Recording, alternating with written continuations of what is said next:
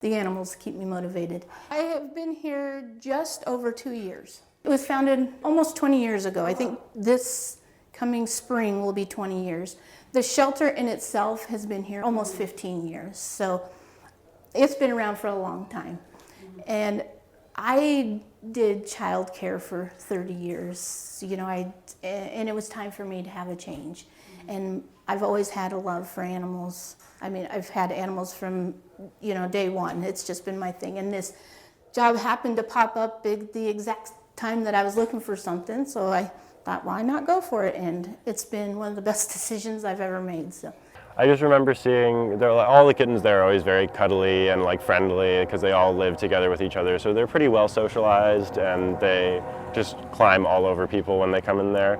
But Azula was a little standoffish. I felt like it would be nice to offer her a space in a home where she could feel comfortable because she just seemed really anxious in that environment.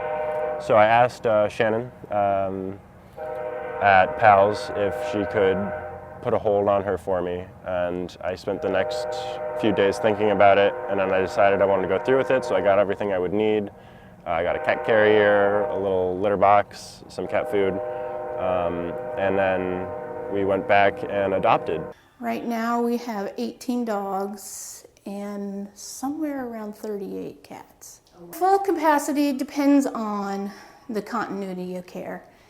It depends on if we're fully staffed. If we're fully staffed, obviously we can have more animals, but we have to determine our staff to animal ratio.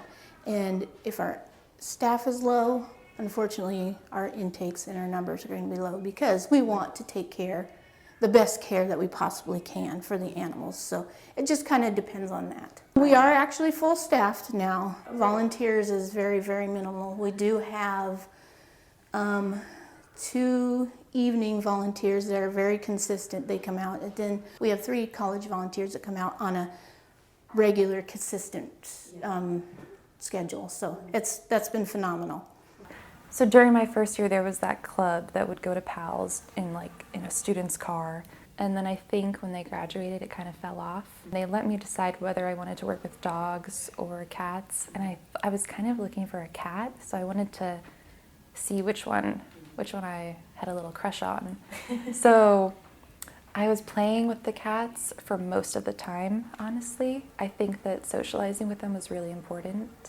And they were all really kind cats. So I think that socializing with other cats is really good for them, and also all of the people that come in and the volunteers that come in is really good.